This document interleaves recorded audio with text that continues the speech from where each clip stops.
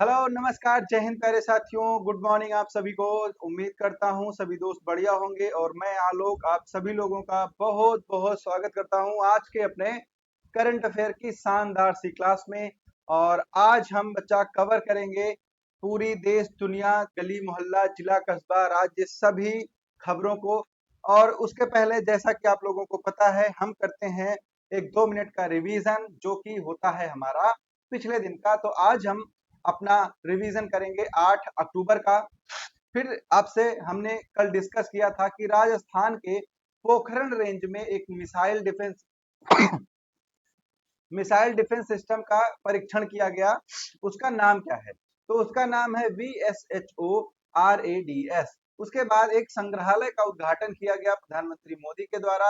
इसका नाम क्या है? तो इसका नाम है बंजारा म्यूजियम।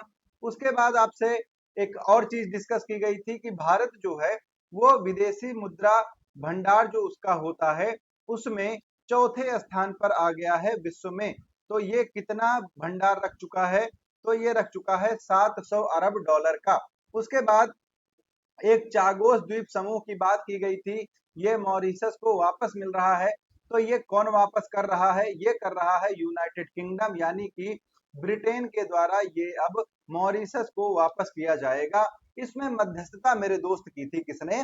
भारत ने। उसके बाद हमने डिस्कस किया था कि आरबीआई के कार्यकारी निदेशक यानी कि एग्जीक्यूटिव डायरेक्टर किसको नियुक्त किया गया? तो वो अविरल जैन को नियुक्त किया गया। उसके बाद एफसीआई ने एक प्रणाली लॉन्च की जिसका नाम क्या है? अन्न दर्पण है। ठीक है, क्या नाम है उसका? अन्न दर्पण उस योजना का नाम है, उस प्रणाली का नाम है। ये एक खाद्य आपूर्ति योजना है। उसके बाद हमने डिस्कस किया था दोस्त कि कैलाश पर्वत के शिखर का दर्शन भारत के ही किस राज्य से पहली बार किया गया? तो आप सबको पता है वहां पर पास में कौन सा है? उत्तराखंड। तो वहीं से ऑब्वियसली किया जाएगा। उसके बाद मिदोरी पुरस्कार पूछा गया था कि किस क्षेत्र में प्रदान किया जाता है? तो ये पर्यावरण और जैव विविधता के संरक्षण में प्रदान किया जाता है। मालदीव के राष्ट्रपति कौन है जो अक्टूबर में प्रधानमंत्री मोदी से मुलाकात के लिए आए? इन्होंने ताजमहल भी विजिट किया अभी अपनी किसके साथ? पत्नी जी के साथ। तो इनका नाम है मोहम्मद मुइज्जू। अभी मालदीव के साथ हमारे संबंध थोड़ा खटपट हो गए थे तो उन्हीं सबको सुधारने उधारने के लिए आए हैं। ठीक है। उसके बाद भारत और यूएई के बीच किस वर्ष द्विपक्षीय निवेश संधि लागू की गई? तो ये लागू की गई भाई साहब 2024 में। उसके बाद हमने एक बहुत ही इंपॉर्टेंट डिस्कस किया था चाइना ओपन टेनिस टूर्नामेंट। इसको किसने जीता? तो इसको जीता है कोको गॉफ ने। ये आप याद रखिएगा दोस्त। उसके बाद मोस्ट इंपॉर्टेंट कल का जो एक टॉपिक था कि आपको मेडिसिन के क्षेत्र में जो नोबेल प्राइज है वो किसके द्वारा दिया गया? तो वो दिया गया मेरे दोस्त किसके द्वारा? वो दिया गया सॉरी वो किसको दिया गया? तो वो दिया गया विक्टर एम्ब्रोस और गैरी रुकवन को। मैंने बोला था कि इसको याद कर लेना विक्टर गैरी या फिर गैरी विक्टर के नाम से। क्लियर? तो ये सारी चीजें थी 8 अक्टूबर वाली। अब बढ़ेंगे 9 अक्टूबर पर, अपना पहला क्वेश्चन देखेंगे। तो पहला क्वेश्चन है कि किस वैज्ञानिक को 2024 में भौतिकी में नोबेल प्राइज से सम्मानित किया गया? मतलब अभी आपने पढ़ा था मेडिसिन का, अब आपके पास आ गया किसका? अब आपके पास आ गया आपके भौतिकी का यानी कि फिजिक्स का। ठीक है। फिजिक्स में जो नोबेल प्राइज है वो किनको दिया गया? तो जिनको ये दिया गया है उनको बोला जाता है गॉड फादर ऑफ एआई। क्या बोला जाता है? God father of AI. इससे दो शॉर्ट्स भी मैंने अपलोड किए थे, अगर आप लोगों ने देखे होंगे तो आप इसका आंसर बहुत ही अच्छे से बहुत ही आसान तरीके से कर पाएंगे। इसमें है जॉन जे हॉपफील्ड और जेफरी हिंटन। याद करने के लिए फिर मैं बोल रहा हूं, कैसे याद करेंगे? John Jeffrey. ठीक है। बड़ा नाम याद करने की जरूरत नहीं है। जैसे उसमें क्या था? Gary Victor. ठीक है, क्या था? Gary Victor. वैसे ही क्या है? John Jeffrey. तो जॉन जेफरी आप याद कर लेंगे बहुत बढ़िया से। इनको क्या दिया गया? फिजिक्स का नोबेल प्राइज दिया गया। इन्होंने जो योगदान दिया है वो किसमें दिया है? वो दिया है मशीन लर्निंग में। किसमें? मशीन लर्निंग में जो योगदान दिया एआई का, उसके लिए इनको ये अवार्ड जो है वो प्रदान किए गए हैं। इनको क्या बोला जाता है, एआई का गॉड फादर। ठीक, ये दोनों लोग क्या हैं, अमेरिकी वैज्ञानिक हैं। क्लियर। अगर आप देखें तो इनका जो काम था वो ये था कि आर्टिफिशियल न्यूरल नेटवर्क के साथ मशीन लर्निंग को संभव बनाने वाले फाउंडेशनल डिस्कवरी और इन्वेंशन, इस चीज के लिए इनको ये अवार्ड जो है वो प्रदान किया गया। अगर आप देखेंगे तो नोबेल पुरस्कार जो है वो दिया जाता है किसके नाम पर, एक थे भैया अल्फ्रेड नोबेल। कौन थे, अल्फ्रेड नोबेल थे, इनके नाम पर ये अवार्ड दिया जाता है। इन्होंने क्या किया था, डायनामाइट की खोज की थी, और डायनामाइट की खोज इन्होंने लोगों के अच्छे के लिए की थी, बिल्डिंग्स निर्माण और इनमें सब में जो भी चीजें थी। जब इन्होंने देखा कि अब डायनामाइट का यूज आतंकवादी गतिविधियों में हो रहा है, तो ये बहुत व्यथित हो गए थे, और उसी समय इन्होंने क्या किया, अपनी वसीयत लिखी थी, और वसीयत में लिखा था कि डायनामाइट जो पेटेंट हो गया है इनका, अब उससे जितना भी पैसा आएगा उसका प्रयोग किसमें किया जाएगा, ये पुरस्कारों के वितरण में किया जाएगा, और इससे मानव सभ्यता की भलाई की जाएगी। ठीक, तो ये इन्होंने अपनी वसीयत में लिखा था। चलिए आगे आते हैं। मोस्ट इंपॉर्टेंट यहां से आपको क्वेश्चन देखने को मिलने वाले हैं। क्वेश्चन क्या होगा कि 70वां जो राष्ट्रीय फिल्म पुरस्कार 2024 है, इसमें जो फिल्मी दुनिया का सबसे बड़ा पुरस्कार है दादा साहब फाल्के पुरस्कार, ये किसको दिया गया, तो ये दिया गया मेरे दोस्त मिथुन दा को, जिसको हम डिस्को डांसर बोलते हैं। अब इनको ये क्या दिया गया, 2024 का दादा साहब फाल्के अवार्ड प्रदान किया गया।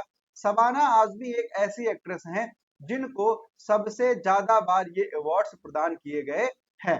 ठीक, तो चलिए आइए देखते हैं थोड़ी सी चीजों को, ये इंपॉर्टेंट है, इसको टाइम दे दीजिएगा, इसमें एक टेबल है उसको देख लीजिएगा, जो इंपॉर्टेंट है मैं टिक करते चलूंगा, आप लोग लिख लेंगे। ठीक है, चलो, तो 8 अक्टूबर को राष्ट्रपति भवन में 70वां नेशनल अवार्ड जो है वो प्रदान किया गया। कौन सा, 70वां फिल्म अवार्ड्स। ठीक, इसमें क्या है, इसमें मिथुन चक्रवर्ती को क्या दिया गया, दादा साहब फाल्के अवार्ड दिया गया। ये भारत में फिल्म इंडस्ट्री का सबसे बड़ा जो एक वो अवार्ड होता है वो है। सबसे ज्यादा नेशनल अवार्ड्स हासिल करने का रिकॉर्ड किसके पास है, शबाना आजमी के पास है, ये मैंने आपको अभी बताया था। ठीक है, उसके बाद अगर आप देखें तो एक चीज यहाँ पर थोड़ा हुई है, जैसे जो अवार्ड्स की घोषणा होती है वो पहले कर दी जाती है, तो यहाँ पर एक बेस्ट कोरियोग्राफर का अवार्ड जो है वो दिया गया। जैसे आप लोगों ने वो गाना सुना होगा, आधी रात को तू खेतों में क्यों आई नहीं, ये वाला। और एक गाना आपने सुना होगा पुष्पा मूवी का, श्रीवल्ली। तो इन सब के जो कोरियोग्राफर थे, उनके ऊपर एक रेप का आरोप लगा। असिस्टेंट उनकी नाबालिग थी, उसके साथ उन्होंने कुछ दुष्कर्म किया। उनका नाम क्या है, जॉनी मास्टर, और जॉनी मास्टर को बेस्ट कोरियोग्राफर का अवार्ड दिया गया था। लेकिन ये अवार्ड इन पर जब ये आरोप लगे तब ये वापस ले लिया गया, और ऐसा पहली बार हुआ है फिल्म इंडस्ट्री के इतिहास में जब किसी कलाकार से उसका नेशनल अवार्ड वापस ले लिया गया हो। ठीक है, तो ये भी आप याद रखिएगा। ठीक, उसके बाद सबसे कम उम्र में बेस्ट एक्ट्रेस कौन जीता था, स्मिता पटेल ने जीता था, पाटिल ने जीता था। ठीक है, 1977 में एक मूवी आई थी और उसमें बेस्ट एक्ट्रेस का अवार्ड उनको मिला था। 1969 में जो अवार्ड में हिंदी सिनेमा के जनक दादा साहब फाल्के के सम्मान में ये दादा साहब फाल्के अवार्ड की घोषणा की गई थी कि अब से ये अवार्ड दिया जाएगा। और सबसे पहले किसको दिया गया था, वो दिया गया था देविका रानी को दादा साहब फाल्के अवार्ड। तो ये भी आप मेरे दोस्त बढ़िया से याद रख लीजिएगा। क्लियर, चलो अब देखिए बेस्ट एक्टर का अवार्ड किसको दिया गया, ऋषभ शेट्टी को कंटारा मूवी के लिए। बेस्ट एक्ट्रेस किसको दिया गया, नित्या मेनन और मानसी पारे को संयुक्त रूप से दिया गया। बेस्ट फिल्म कौन सी थी, कंतारा थी। Best supporting actress Neena Gupta, इनको अवार्ड दिया गया। उसके बाद बेस्ट फीचर फिल्म अट्टम को दिया गया। बेस्ट डायरेक्टर सूरज बड़जात्या को दिया गया। बेस्ट हिंदी फिल्म गुलमोहर थी। बेस्ट सिनेमेटोग्राफी रवि वर्मन की पोन्नियन सेल्वम थी। Best music Vishal Shekhar. Stunt choreography KGF. तो ये सारी चीजें हैं, इसको आप याद कर लेंगे। ठीक भाई, आगे बढ़ेंगे। आगे क्या है, ये सारी चीजें हैं, इसको आप बढ़िया से देख लीजिएगा। ठीक है। और ये कब का है? ये है आपका 2023 का। ठीक है, तो ये अवार्ड आप याद रख लीजिएगा। चलिए आगे बढ़ेंगे। आगे आपसे पूछा गया है कि जम्मू कश्मीर के 2024 विधानसभा चुनाव के नतीजों के अनुसार कौन सी सरकार बनने जा रही है? क्योंकि कल ही यहाँ पर मतगणना हुई और मतगणना के बाद जो चीजें निकलकर सामने आई हैं उसमें नेशनल कॉन्फ्रेंस कांग्रेस गठबंधन जो है ये विजयी हुआ है सबसे ज्यादा सीटों के साथ। और जो उमर अब्दुल्ला हैं, ठीक है, कौन है? उमर अब्दुल्ला, ठीक, इनको एक तरह से देखा जा रहा है कि ये जम्मू कश्मीर के मुख्यमंत्री बन सकते हैं। ठीक, बस इतना ही आपको अभी देखना है। सीटें गठबंधन को कितनी मिली हैं? 48 मिली हैं। इस पर एक अलग से वीडियो बनाना ज्यादा बेटर होगा मेरे हिसाब से, तो उसको हम लाएंगे। ठीक, चलिए इसके बाद मालाबार 2024 इंपॉर्टेंट नोट कीजिएगा। ठीक है, क्योंकि ये जो क्वाड है अपना, ठीक है, क्या है? क्वाड जो है ये उसके द्वारा किया जाता है। तो मालाबार 2024 नौसैन्य जो अभ्यास है ये किस स्थान पर शुरू हुआ? तो मेरे दोस्त ये शुरू हुआ है विशाखापत्तनम में। क्लियर? कहां पर? विशाखापत्तनम में ये शुरू हुआ है।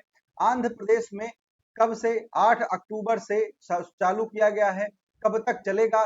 10 दिन चलेगा, तो 18 अक्टूबर को ये समाप्त होगा। तो ये क्या है? मालाबार इसका नाम है। सबसे पहले इसको स्टार्ट किया था इंडिया और यूएसए ने। ठीक है, किसने? इंडिया और यूएसए ने इसको स्टार्ट किया था। कब? 2007 में। ठीक है, कब किया था? 2007 में। ठीक, उसके बाद फिर इसमें जापान शामिल हुआ, फिर इसमें ऑस्ट्रेलिया शामिल हुई। अब ये क्या हो गया? चारों देशों को मिला के एक क्वाड का संयुक्त अभ्यास हो चुका है। ठीक, तो यह चीज है।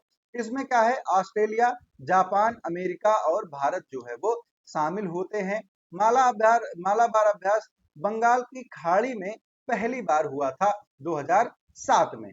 ठीक, और अगर इसको देखें तो ये शुरू कब हुआ था? वैसे तो ये भारत और अमेरिका के बीच में एक बहुत ही छोटे अभ्यास के रूप में शुरू हुआ था।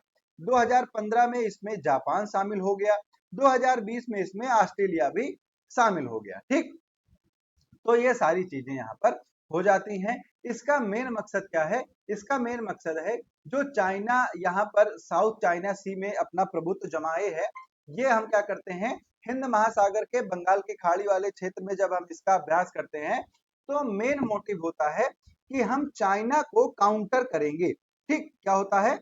चाइना को काउंटर करेंगे। ठीक है, तो यही सारी चीजें होती हैं, बाकी ऐसा कुछ भी नहीं है। ठीक, चलो आगे बढ़ जाएं, आगे चलते हैं दोस्त। आगे आपसे क्या पूछा गया? आगे आपसे पूछा गया है कि भारत ने अक्टूबर 2024 में किस वैश्विक सभा की मेजबानी की? तो इसने की विश्व दूर संचार मानकीकरण सभा की। किसकी? विश्व दूर संचार मानकीकरण सभा की मेजबानी की। इसका आयोजन कहां पर किया गया? जगह का नाम याद रख लो, नई दिल्ली में किया गया। ठीक है, और पहली बार कहां पर किया गया? एशिया प्रशांत क्षेत्र में पहली बार ये आयोजित किया गया। इसमें ज्यादा बहुत ऐसी चीजों को पढ़ने की जरूरत नहीं है कि क्या होगा, कैसे होगा। ठीक है, ये आयोजित कब से कब हुआ है? 15 से 24 अक्टूबर तक आयोजित किया गया है, इसको याद रखना। हुआ कहां पर है? नई दिल्ली में हुआ है, तो इसको याद रखना। और पहली बार एशिया प्रशांत यानी कि जो इंडो पैसिफिक रीजन है वहां पर ये पहली बार आयोजित किया गया है। ये क्या है? 6G, AI, IoT, big data, cyber सुरक्षा, इन सब चीजों पर क्या करेगा? अपना चर्चा, नवाचार, इन सब पे बातें करेगा। ठीक, उसके बाद आपसे डिस्कस करेंगे कि भारतीय वायुसेना का 92वां स्थापना दिवस किस स्थान पर मनाया गया? तो दोस्त ये मनाया गया आपका ताम्बरम में। कहां पर? ताम्बरम में ये मनाया गया। ताम्बरम क्या है? एक जगह है। ठीक, वहां पर इन्होंने क्या किया? अपना 92nd जो एनिवर्सरी है किसकी? एयरफोर्स की, वो इन्होंने मनाया। ठीक, तो कब मनाई गई? 8 अक्टूबर को, है ना? तो इसको आप याद रखिएगा। क्लियर? सीडीएस कौन है? सीडीएस है अभी अनिल चौहान। क्लियर? ये आप याद रखिएगा। विषय क्या था? विषय था सशक्त, सॉरी, सक्षम, सशक्त और आत्मनिर्भर। यहां पर आप देखेंगे क्या लिखा है? सक्षम, सशक्त, आत्मनिर्भर। ये क्या थी? इस बार की थीम थी। क्लियर? इसमें क्या है? तरंग शक्ति और सूर्य किरण के नाम से प्रदर्शन किए गए एक संयुक्त अभ्यास के रूप में। इसमें और भी देशों के जो एयरक्राफ्ट थे वो क्या हुए, शामिल हुए। ठीक, उसके बाद क्या हुआ दोस्त, उसके बाद CSIR ने अपना 83rd स्थापना दिवस मनाया। CSR क्या है, आप सबको पता है कि ये क्या होता है। CSR होता है सिंपल सा, जो भारत में पेट्रोलियम वाले क्षेत्र होते हैं उनको रेगुलेट करने के लिए, ठीक है, क्या होता है, रेगुलेट करने के लिए होता है। इसका जो आयोजन है, स्थापना दिवस है, वो कौन सा था, 83rd वाला मनाया गया। क्लियर, ये जो इंडस्ट्रियल रिसर्च होती है उनके लिए किया जाता है। तो जब जैसे जो औद्योगिक अनुसंधान है उसको करने के लिए किसकी स्थापना की गई है, CSIR की स्थापना की गई है। ठीक है, क्लियर। अब चलिए आगे बढ़ेंगे, अगले न्यूज पर आएंगे, अगले टॉपिक पर आएंगे। बहुत ही अच्छी न्यूज है कि एनसीईआरटी ने क्या किया है, एनसीईआरटी ने समझौता किया है किसके साथ, अमेजन के साथ। ठीक है, किस लिए किया है, तो समझौता इसलिए किया है कि अब ये क्या करेंगे, अब ये बुक्स जो है वो ऑनलाइन डिलीवर करेंगे, ऑनलाइन सेल करेंगे। कहां पर, बाकी जो लोग हैं वहां पर, मतलब कोई भी व्यक्ति अमेजन से क्या कर सकता है, एनसीईआरटी की बुक्स को परचेज कर सकता है। और वो भी किस पर, वो भी जो उस पर प्रिंट रेट लिखा होता है सिर्फ उस पर। और आप सबको पता है कि एनसीईआरटी की जो बुक्स हैं वो काफी सस्ती होती हैं। और परीक्षा की तैयारी के लिए जो बुक्स प्रेफर की जाती हैं कि आप किसी भी परीक्षा की तैयारी शुरू कहां से करेंगे, तो आपको बोला जाता है कि पहले एनसीईआरटी पढ़िए। तो अब क्या है, उसकी जो पहुंच है वो बहुत ही आसान यहाँ पर हो जाने वाली है। तो बस यही इतनी बात थी, 20,000 पिन कोड पर इसको उपलब्ध कराया जाएगा। एनसीईआरटी जो है टेक्स्ट बुक प्रिंटेड प्राइस पर बच्चों को उपलब्ध कराई जाएगी। इसमें एक और भी है कि जैसे जो स्कूल्स हैं, ठीक है, जो बहुत सारे स्कूल हैं, ये क्या कर सकते हैं, ये बल्क ऑर्डर भी कर सकते हैं। मतलब इनको जैसे एक साथ 400 500 बुक चाहिए तो ये वो भी ऑर्डर कर सकते हैं यहाँ पर। क्लियर, चलिए आगे बढ़ते हैं अगली न्यूज पर। तो अब ये इंपॉर्टेंट है, ये आपसे बच्चा पूछा जाएगा, एसएससी वाले एग्जाम्स में बहुत ज्यादा चांसेस हैं, और बाकी आपके जो यूपी के आने वाले एग्जाम्स हैं उसमें भी ये पूछा जा सकता है। पूछा गया है दोस्त कि दीपा कर्माकर ने कितने वर्षों के बाद जिम्नास्टिक से संन्यास ले लिया। तो दीपा कर्माकर आप सबको पता है कि एकमात्र क्या है, एकमात्र एथलीट थी जिन्होंने रिप्रेजेंट किया था इंडिया को किसमें, ओलंपिक्स में, है ना। तो दोस्त सिंपल सी बात है, इन्होंने जिम्नास्टिक से क्या किया, अब संन्यास ले लिया। कितने टाइम के बाद, तो इन्होंने टाइम लगाया 25 साल, 25 वर्ष के बाद इन्होंने घोषणा कर दी अपने रिटायरमेंट की। ठीक है, अब आइए इनके कुछ अवार्ड्स और बाकी चीजें देखते हैं। ये दीपा कर्माकर हैं। ठीक, तो 2016 का जो रियो ओलंपिक हुआ था इसमें ये 4th नंबर पर थी। ठीक है, 4th नंबर पर थी, जीतने से चूक गई थी, पॉइंट्स में इनके नंबर जो है वो कम हो गए थे स्कोर के। ठीक, तो ये उसका हिस्सा थी। और 2015 में जो राष्ट्रमंडल के खेल होते हैं उसमें कांस्य पदक इन्होंने जीता था, और ऐसा करने वाली ये भारत की पहली महिला बनी थी, पहली महिला जिम्नास्ट बनी थी। क्लियर, उसके बाद साल 2014 के ग्लासगो में राष्ट्रमंडल खेलों में महिलाओं के वर्ल्ड फाइनल में ब्रॉन्ज मेडल इन्होंने जीता था, और ये भी ऐसा करने वाली ये भारत की पहली महिला बनी थी। तो ये सारी चीजें हैं इनके बारे में। अब अगर आप देखें तो ये किस राज्य की हैं, तो ये त्रिपुरा की हैं, और ये भारत की ओलंपिक में प्रतिनिधित्व करने वाली पहली महिला जिम्नास्ट बनी। 2017 में इनको पद्मश्री से सम्मानित किया गया था। अवार्ड लिखते चलना दोस्त, 2017 में पद्मश्री से सम्मानित किया गया था। 2016 में मेजर ध्यानचंद खेल रत्न पुरस्कार से सम्मानित किया गया था, और 2015 में इनको अर्जुन पुरस्कार से सम्मानित किया गया था। तो ये इनके अवार्ड्स हैं, इसको आप लिख लीजिएगा, नोट डाउन कर लीजिएगा। उसके बाद आप देखेंगे तो आरबीआई के जो डिप्टी गवर्नर हैं इनके कार्यकाल को 1 वर्ष के लिए एक्सटेंड कर दिया गया है। इनका नाम क्या है दोस्त, तो इनका नाम है एम राजेश्वर राव। एम राजेश्वर राव के कार्यकाल को 1 साल के लिए फिर से बढ़ा दिया गया है। और ये बढ़ाया किसके द्वारा गया, तो ये सरकार के द्वारा बढ़ाया गया, भारत सरकार के द्वारा। क्लियर, तो भारत सरकार ने क्या किया, आरबीआई के डिप्टी गवर्नर राजेश्वर राव को 9 अक्टूबर 2024 से 1 वर्ष का क्या दिया है, कार्य विस्तार जो है वो दिया है। इनको 2020 में डिप्टी गवर्नर के रूप में नियुक्त किया गया था, कहां पर, आरबीआई में, और 2016 में इनको नियुक्त किया गया था कार्यकारी निदेशक यानी कि एग्जीक्यूटिव डायरेक्टर के रूप में आरबीआई में। आप सबको पता है आरबीआई का एक टेबल मैंने आप लोगों को पढ़ाया था जिसमें बहुत सारी चीजें आपको मैंने बताई थी। तो 1935 में आरबीआई का गठन किया गया था, इसका राष्ट्रीयकरण किया गया था। ठीक है, मुख्यालय कहां पर है इसका, तो मुख्यालय इसका कहां पर है, मुंबई महाराष्ट्र में। कहां पर है, मुंबई महाराष्ट्र में है। शक्तिकांत दास इसके क्या है, गवर्नर हैं। जब नोटबंदी हुई थी तो इसके गवर्नर कौन थे, उर्जित पटेल थे। ठीक, तो ये सारी चीजें आप क्या करेंगे, बढ़िया से याद कर लेंगे। उसके बाद अजीत विनायक गुप्ते को किस देश में भारत का राजदूत नियुक्त किया गया, तो इनको नियुक्त किया गया भाई साहब जर्मनी में। ठीक है, कहां का, जर्मनी का राजदूत नियुक्त किया गया। ठीक है, तो अजीत विनायक गुप्ते को जर्मनी में भारत का राजदूत नियुक्त किया गया। और एक और है संजीव कुमार सिंगला, संजीव कुमार सिंगला को फ्रांस में भारत का राजदूत नियुक्त किया गया। इसके पहले अगर आप बात करें तो अजीत कुमार गुप्ते कहां पर थे, तो ये मिस्र के राजदूत थे। और संजीव कुमार सिंगला कहां के थे, ये इजराइल के राजदूत थे। क्लियर, तो इन दो राजदूत जो एम्बेसडर होते हैं इनकी दोस्त नियुक्ति की गई है। तो इसको आप बढ़िया से पढ़ लीजिएगा, आपसे पूछा जा सकता है, हाल फिलहाल के एग्जाम में आएगा, उसके बाद फिर से ये चेंज हो जाता है, तो बहुत परेशान मत होना।